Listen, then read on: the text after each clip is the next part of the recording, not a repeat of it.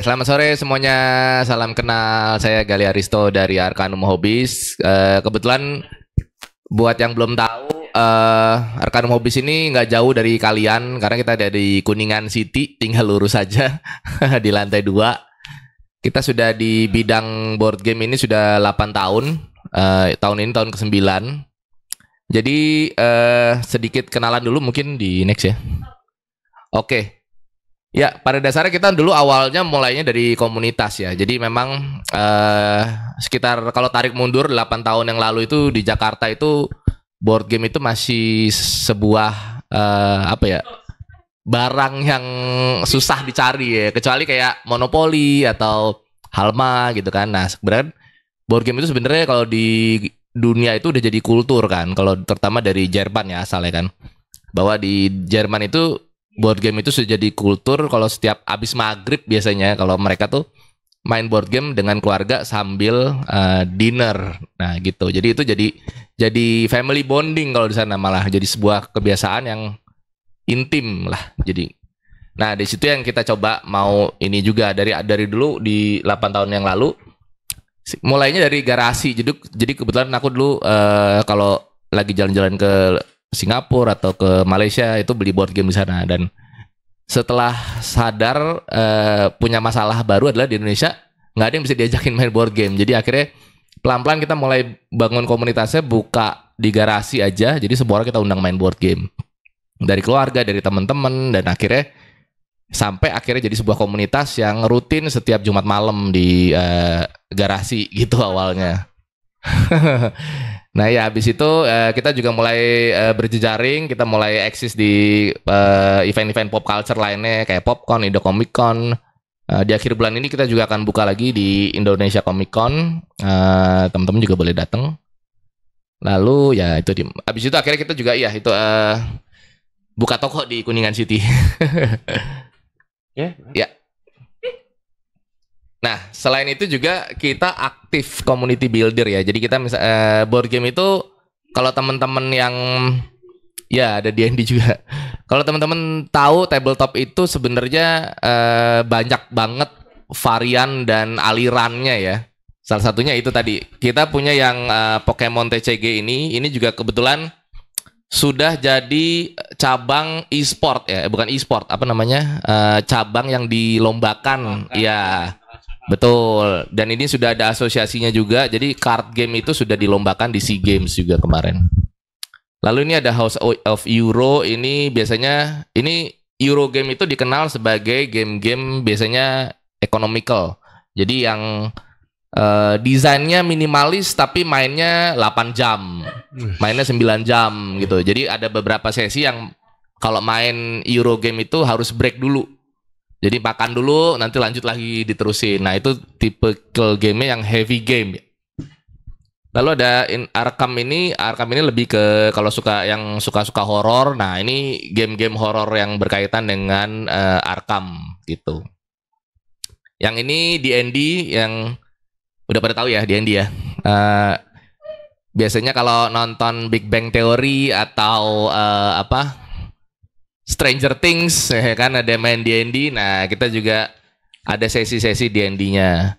Lalu yang terakhir ini ada Warlord.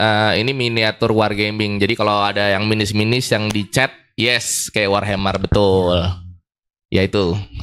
Jadi kita selain menjual produknya, dan kita juga memupuk komunitasnya karena kaitannya penting banget untuk menghidupkan si community-nya juga gitu kan, untuk mendukung salesnya juga tentunya, dan awareness untuk si brand itu sendiri gitu. Next. Nah ini juga kita punya Arkanum Academy. Jadi ini jurusan sebuah workshop yang kita ciptakan untuk mendukung industri lokal board game-nya. Jadi buat teman-teman yang belum tahu, industri board game itu sebenarnya sudah striving banget dari 5 tahun terakhir. Perwakilan dari Indonesia juga selalu ada di Essen. Jadi ada event Essen Spiel namanya di Jerman. Itu memang event board game terbesar di kayak naik hajinya board game lah. Jadi di sana tuh ada gedenya tuh kayak ice gitu, tapi ice BSD gitu. Tapi semua hall itu isinya board game. Board game. Dan itu dari seluruh dunia. Jadi itu ajang industrinya memang Indonesia juga sudah mengirim banyak karya-karya anak bangsa ke sana dan beberapa sudah ada yang berhasil tembus ke internasional. Bisa. Ya. Nah, ini juga kita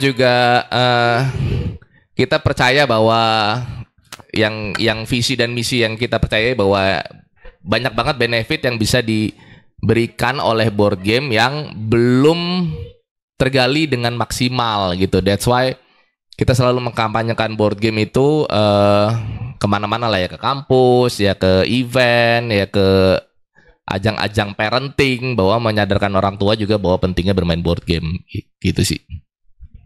Oke. Nah ini juga program yang kita juga punya team building ya, TOT, Training for Trainers juga, memakai board game. Jadi basically kita punya modul-modul yang kita ciptakan untuk klien-klien yang butuhkan. Jadi kayak salah satunya kayak ini waktu itu kita di ICBC itu team buildingnya mereka butuh materi board game yang berkaitan dengan mempersatukan si grup marketing, grup desain segala macam. Jadi kita bikinnya sebuah modul untuk TOT ini gitu sih. Ya, next. Ya ini beberapa event kita sih yang ya cukup memasyarakatkan board game. Jadi kita ada di beberapa event-event juga. Sering rajin lah kita setiap weekend juga ada turnamen di toko. Oke, mungkin sampai sini ada yang mau tanya dulu? Yuk, ada yang mau ditanya nggak? Sebelum kita lanjut, ada beberapa juga. Satu lagi sebenarnya itu tadi board game ini punya hidden gem banget yang mungkin banyak yang belum tahu bahwa sebenarnya bisa menjadi sebuah media yang bisa memfasilitasi hal-hal yang berat ya. Nah ini ada beberapa contohnya. Nah ini mungkin aku mau kasih lihat yang ini. Ini mungkin kita pernah kerjasama dengan KPK. KPK itu kampanye anti korupsi waktu itu bikinnya. Nah pasti teman-teman bingung kan, apa hubungannya board game dengan kampanye anti korupsi gitu kan? Jadi kita waktu itu ditantang oleh KPK untuk melakukan kampanye keliling ke Indonesia di 7 kota.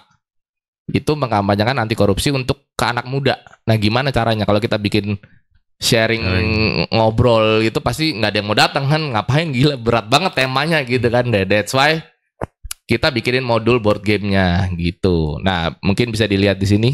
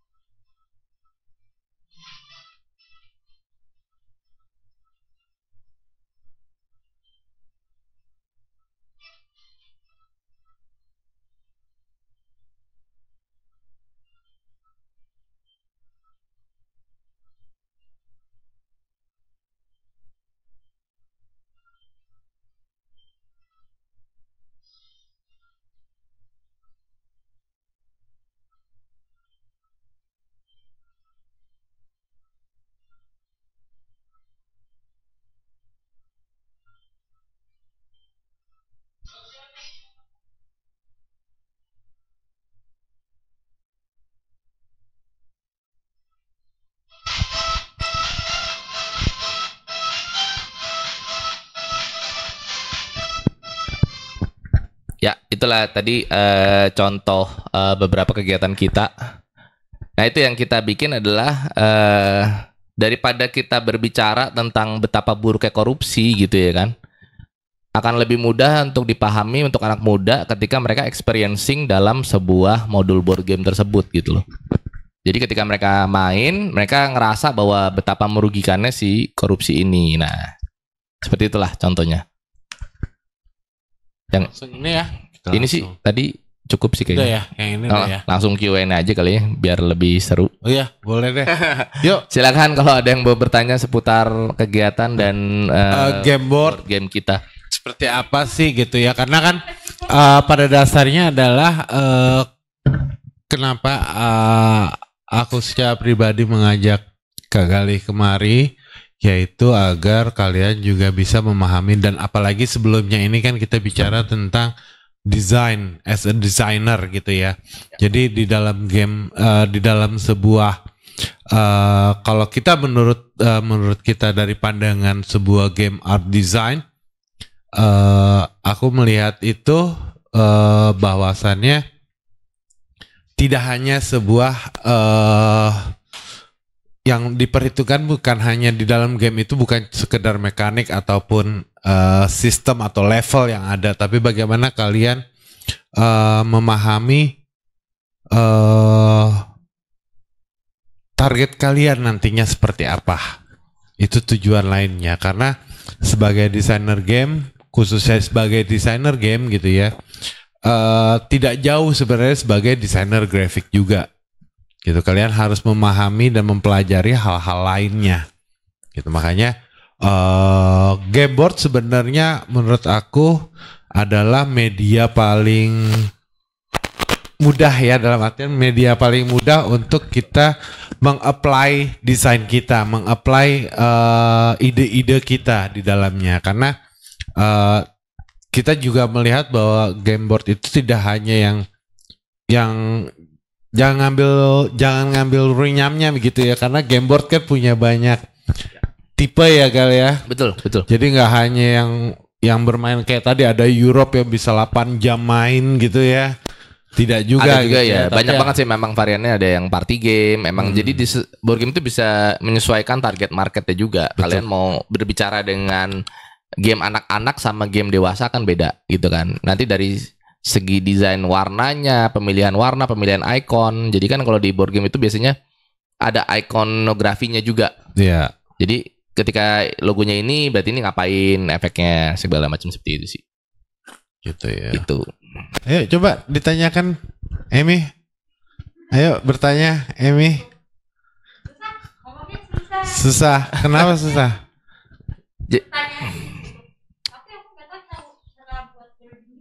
Oke, yang Emi pikirkan apa?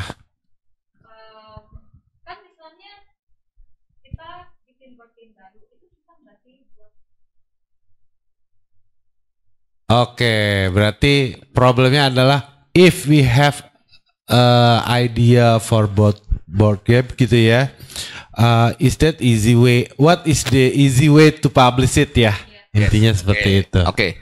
Nah, itu sharing pengalaman juga. Jadi di Arcanum Academy Class ini kita juga basically ngebelajarin dari A sampai Z sampai cetak dan publishing. Jadi sebenarnya kalau board game itu, untuk membuat board game itu tidak jauh dari membuat mencetak desain sebenarnya. Jadi hubungannya sama kayak kepercetakan juga gitu kan. Dan rata-rata beberapa game lokal itu masih self publishing. Artinya masih dicetak digital dan dicetak di percetakan biasa gitu. Hanya saja memang ironisnya percetakan di Indonesia bahkan yang terbaik pun belum bisa fulfilling kualitas board game di luar. Karena sesimpel kartu aja deh, kartu. Kita cetak kartu itu, ada satu kartu board game yang dari luar itu yang bener-bener dia belum bisa kita sampai tekstur itu beda gitu. Oke, Dan itu berarti memang belum ada mesinnya. Tapi sebenarnya nggak perlu ke sana dulu gitu, karena sebenarnya kan mekanik game itu dalam banget ya, banyak banget versinya. Jadi sekedar mendesain biasa habis itu dicetak itu juga banyak yang dan di toko kita juga banyak board game lokal yang masih self publishing. Itu mereka cuma bikin 20 box, 30 box, nanti habis mereka cetak lagi gitu. Jadi udah bisa hidup sih sebenarnya. As long as desainnya bagus, mekaniknya menyenangkan, that's it gitu kan. Itu bisa menjual dirinya sendiri habis itu. Betul. Jadi balik lagi sebenarnya mengajak others untuk main dulu itu sebenarnya ya. Sebenarnya itu. Jadi kalau di game board sendiri paling penting ya sama seperti tadi kita juga kawan-kawan di grafik melihat gitu bahwa lu supaya bisa dikenal bahwa lu sebagai desainer yang handal gimana sih banyak karya gitu loh. Nah sedangkan mungkin kalau kita sebagai di game art sebenarnya sih sama aja gitu ya. Tapi mungkin perbedaannya adalah ranahnya dan medianya ya Gal ya, medianya. Terus kalau tadi bicara tentang kayak berbeda gitu ya, mungkin digital print kita di sini sama digital print di luar sana tuh berbeda teknologinya gitu. Tapi ya. itu kelas industri ya. Kelas industri. Maksudnya kalau iya, mau ke arah yang mass production, aku rasa kalau kalau mass production kalau- pasti bisa. iya. Tapi kan misalnya kayak teknik gitu ya, mau Betul. nggak mau kan kita punya keterbatasan. Misalnya kita mau tekstur, berarti kalau di graphic production kan disebut dengan poly gitu ya, disebut poly. Jadi kamu harus bikin cetakan dari kayak semacam logam gitu ya, nanti di-press dengan panas gitu ya, baru dia membentuk tekstur mau emboss atau emboss seperti itu ya Gal ya. betul. Banyak banget Atau sih memang varian. Dipon gitu ya, disebutnya dipon. Misalnya kamu mau bentuknya seperti apa gitu kayak puzzle gitu ya, itu kan dipon. Jadi kamu udah nyiapin, udah bikin pisau pon, terus tapi kan itu untuk bikin pisau ponnya aja udah Betul. kos lagi gitu loh. Betul. Paling buntut-buntutnya adanya ngater ya. Mengkater atau menggunting baru ditempel, ditebelin segala macam. Tapi keuntungannya kita sekarang memang di industri cetak sendiri untuk digital cetak ya. Kita tuh udah mulai berkembang banget. Jadi misalnya kita kalau dulu tuh untuk nyetak di kertas 400 gram yang tebel-tebel gitu karton tuh ya, itu udah kadang nggak bisa Pak. Padahal bisa sebenarnya, cuma karena mereka ingin menjaga mesin mereka supaya tidak mudah loss gitu ya, mereka nggak menerima. Tapi makin kemari kita juga makin dipermudah dengan ada digital printing gitu ya, dan harganya juga lebih murah saat ini gitu ya. Jadi untuk production kita berkreasi juga lebih luas gitu. Ya, dan pastinya memang lebih murah untuk bikin board game ya, karena teman-teman yang di game design digital pun itu bikin prototipe pakai board game tetap. Karena ya untuk lebih mudah untuk mengganti kartu-kartunya segala macam, itu kan bisa jadi tinggal di scrap aja di kartunya gitu kan, ngeprint lagi atau tulis lagi. Biasanya kalau kita tuh waktu kalau di Arcanum Academy itu punya prototype kit. Jadi semua yang ikutan itu nanti dapat prototype kit. Kita udah potong-potongin itu karton-karton ukuran kartunya, terus ada dadu blank, tinggal dicoret-coret aja di situnya nanti. Jadi benar-benar bisa ditulisin ini gambarnya apa nih, gambarnya terus langsung cobain main gitu sih. Sesimpel itu sih sebenarnya. Yang penting untuk desain board game adalah perbanyak referensi mekanik game, which is harus sering-sering main. Rules-nya ya. Betul. Terus step by step-nya. Yes. Itu mungkin yang menjadikan kalian bisa coba cari referensi lebih banyak. Ya. Makanya mungkin kalau dari saya nih pertanyaannya adalah gini. Sebenarnya untuk di board game itu atau di game board game khususnya ya, pada saat ini ya, board games genre apa sih Gal yang lagi hits gitu loh? Yang paling cocok sebenarnya sama pasar Indonesia adalah tipe party game sebenarnya. Party game itu tipe game yang kasarnya apa ya? Lebih sosial game. Jadi lebih banyak interaksi, ngobrolnya, ngomongnya daripada mikirnya gitu. Jadi benar-benar mekaniknya tuh lebih ke kayak apa ya? Truth order gitu lah. Lebih ke tipe gitu. Nanti kita buka kartu, oh harus nelpon mantan. Oke, berani nggak? Kalau nggak dapat poin atau enggak. Seperti kayak gitu tuh lebih hit lah, lebih nyayur lah jualnya kasarnya. Oke. Jadi seperti itu ya, bahwa ya satu lagi itu yang mungkin jadi pemikiran aku nih dari dulu masalah board game ya. Ini Gal, apa namanya? Di sebuah apa? Anggap ya di Indonesia saat ini sebenarnya kira-kira apa namanya? Biasanya di rate di kisaran umur berapa sih rata-rata board game itu lebih banyak digemari gitu loh. Oh, oke. Lebih ke remaja sih ya. Jadi kalau yang dilihat dari traffic yang datang ke kita itu rata-rata memang anak-anak SMA sampai pekerja kantoran sih. Kerja kantoran ya. Tapi memang paling banyak sih memang anak-anak muda lah istilahnya, dari umur 20-an sampai 30-an lah. Ya, makanya itu nanti balik lagi ke genre yang mereka mainkan ya. Betul. Maksudnya kalau yang bapak-bapak tadi mungkin yang Euro itu mereka senangnya yang kayak catur kan mainnya berjam-jam tuh. Nah, mereka heavy thinker, nah, senangnya seperti itu sih.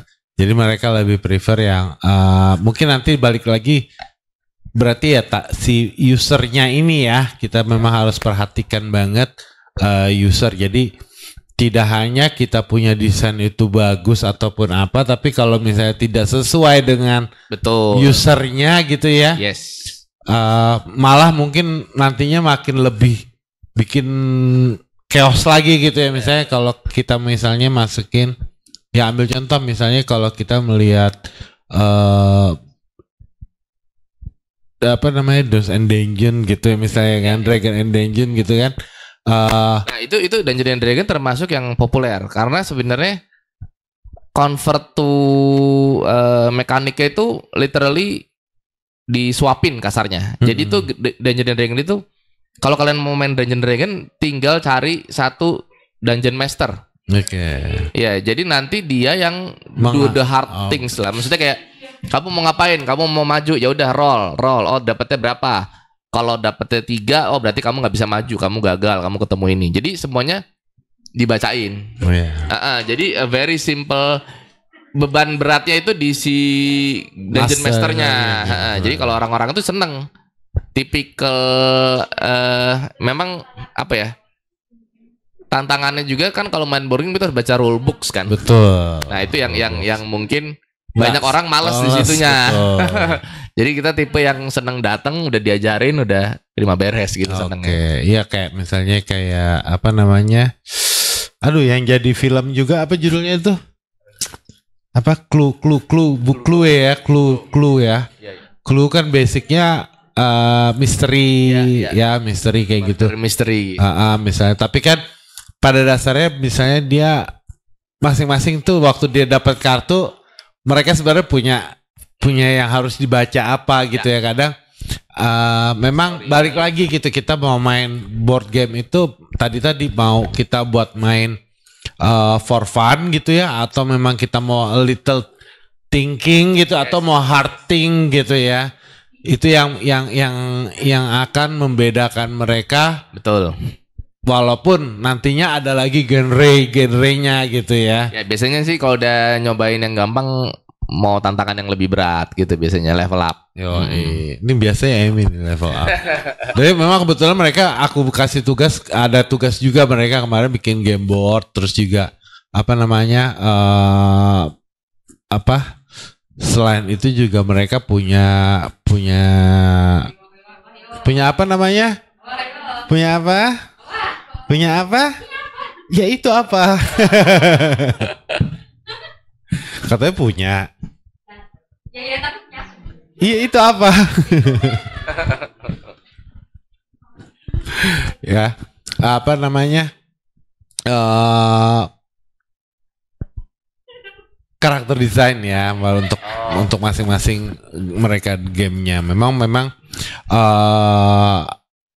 apa namanya mereka diharapkan nggak juga sih tapi balik lagi ya ke game board tadi ya Kak Gali ya bahwasannya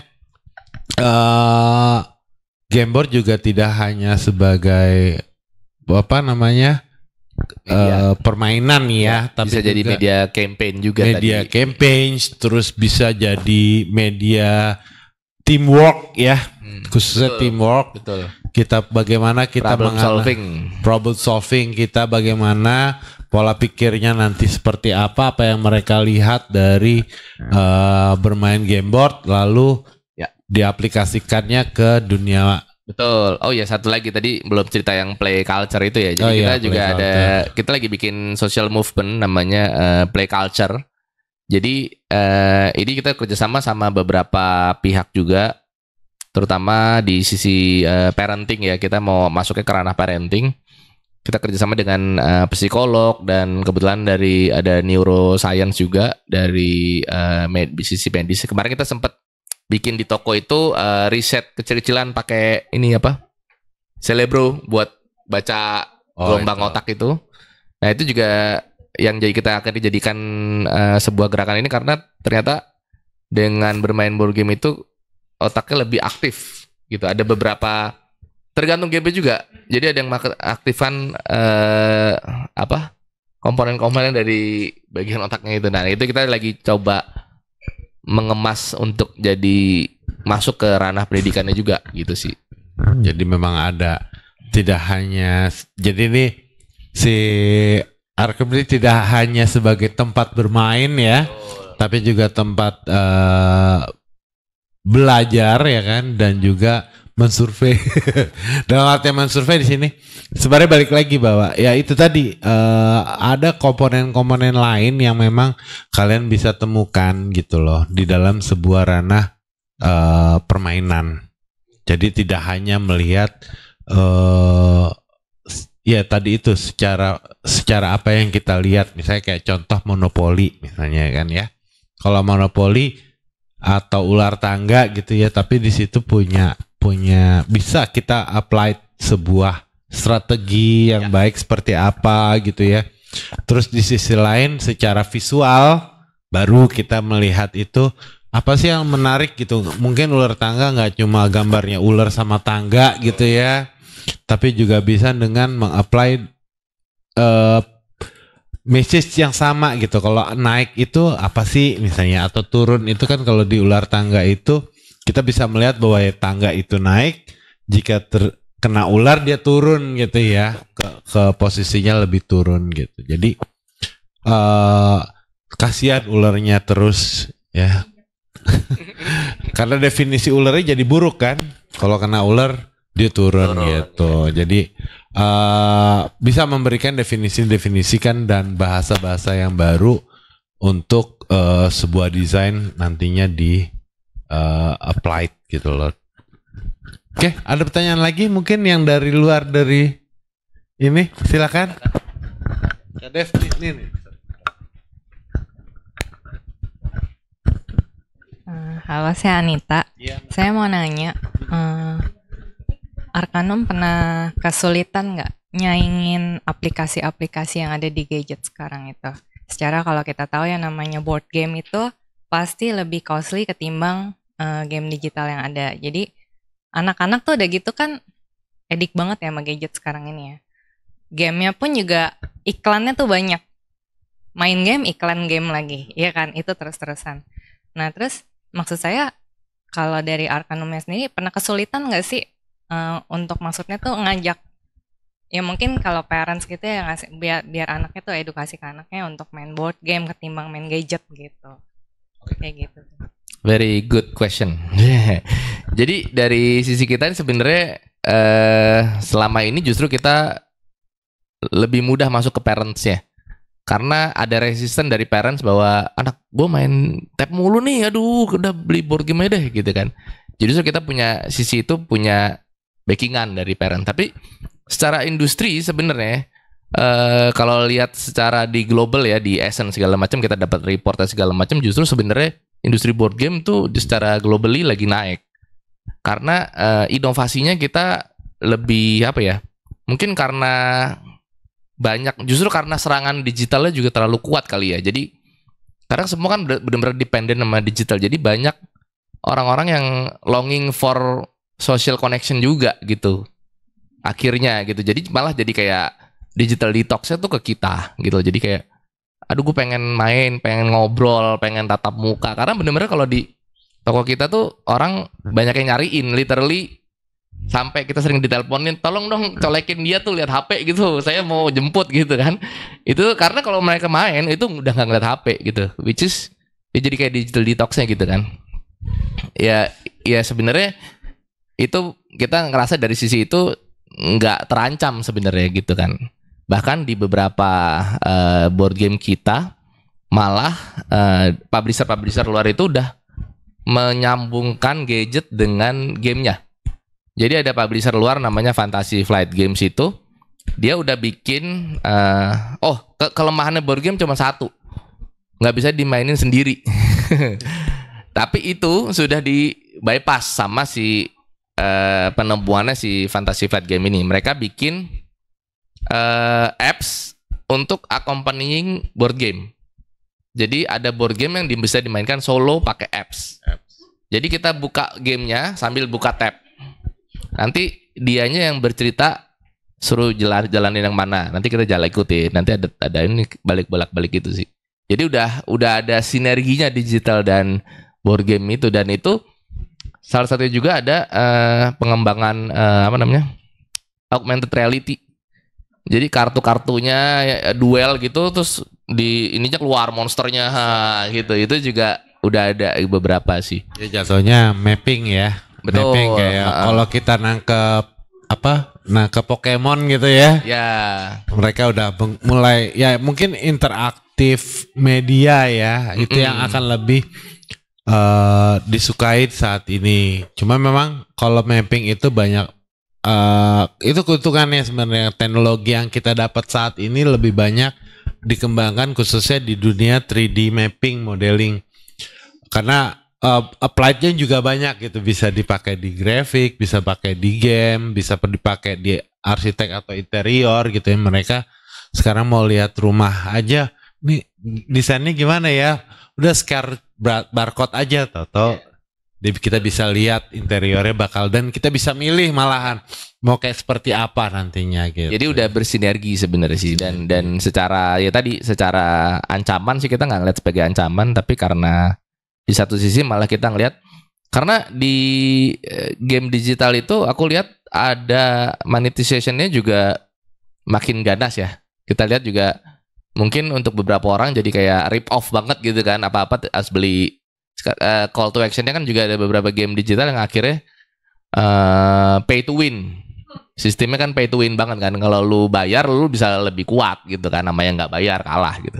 Nah kalau di board game itu kita lebih kasarnya apa ya, kita roots-nya tuh emang honesty. Kita kan nggak, kalau main board game tuh harus ngajarin jujur lah, lu nggak boleh curang. Lu kalau nggak, that's it, nggak ada esensinya lu main board game kalau lu curang gitu kan. Nah banyak unsur-unsur yang ditanamkan ya. Iya, yang ditanamkan, dan tunggu giliran, saling politikal kadang-kadang untuk game yang perang gitu. Kita politikal, kita bikin lu abis ini kerja sama gue deh biar nyerang dia gitu. Nah, itu ada diplomasi, ada politikal, dan sosialnya itu juga jalan gitu sih.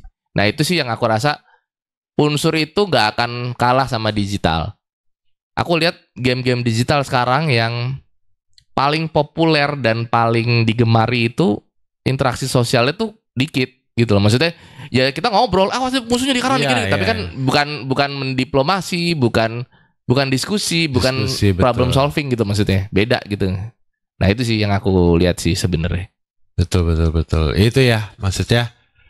Benar juga kata Kak Galih nih. Apa namanya, di game-game online sekarang walaupun mereka berkembang pesat gitu ya, usernya banyak, tapi memang balik lagi ke nilai, kalau kita bicara sebagai mungkin orang Asia tuh nilai attitude-nya jadi menurun gitu ya, nggak ada value-nya, jadi lebih menurun gitu loh.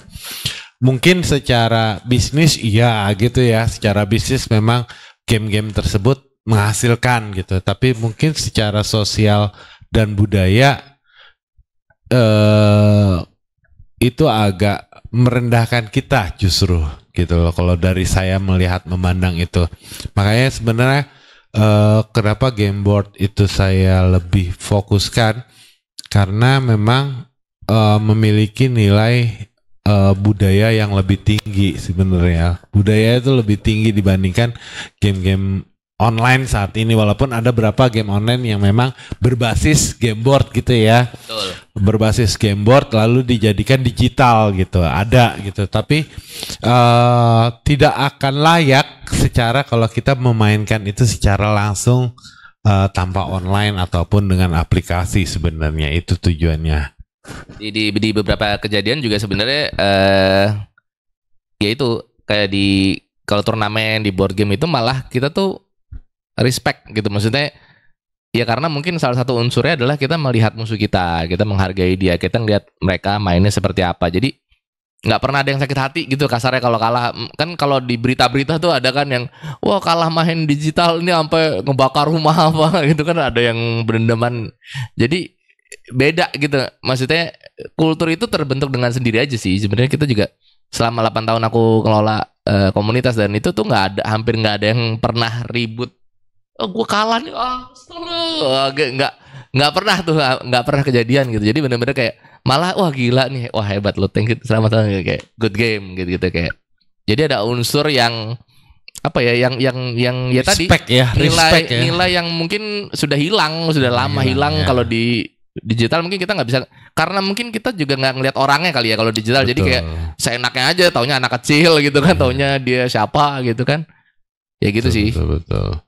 Ya sama halnya kalau dulu kita misalnya main game-game tradisional gitu ya, kita interaktif gitu, main galasin atau main kasti gitu ya, kita lihat lawan kita langsung gitu, sehingga kita punya walaupun kita kalah tapi ya nggak meluap gitu ya, nggak meluap. Sedangkan kita makin nggak ketemu sama orangnya tuh makin meluap sekarang, kayak makin wording juga ya, kata-kata juga tuh makin tidak, Mungkin hit and run juga kan, hit and dia run. katain terus offline hilang gitu ya. Ya mungkin itu ya kayak gal ya. Jadi kalau aku ambil kesimpulannya bahwa saat ini juga tidak hanya game online ya, khususnya apps yang lagi berkembang saat ini, tapi juga budaya sebuah game board tidak hanya, atau mungkin kita sebutnya board game ya. Jadi bukan game board tapi board game yang memiliki banyak genre juga gitu, dan peluang kita lebih banyak lagi sebenarnya gitu loh, khususnya sebagai game. Kalian di sini ada yang game art, ada game designer dan juga ada graphic designer gitu ya, visual designer, justru membuka peluang. Oh ternyata bisa toh gitu loh. Yang penting kita melihat bagaimana mekanismenya, rulesnya ya, how to play. Mungkin kalau kita bisa bilang tuh kayak items, misalnya kayak fire lawan ini dia menang atau enggak ya, seperti itu.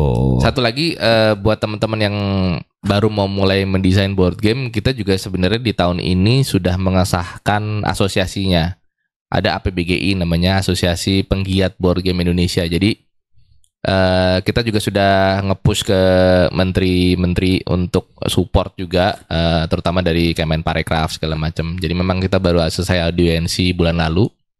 Harusnya sih kita bisa untuk para kreator dan desainer board game nanti ke depannya bisa lebih support ya, maksudnya betul. Diakui ya, sudah diakui,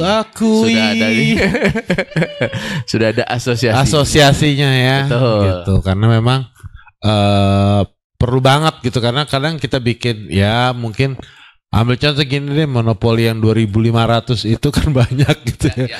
Tapi nggak ada esensnya juga gitu kalau buat main gitu. Tapi kalau memang tadi berkaitan sama pertanyaan tadi yang Mas yang di sini tadi itu yang gimana cari cuan dari graphic design gitu kan. Sebenarnya ini jadi salah satu jadi outputnya sih sebenarnya.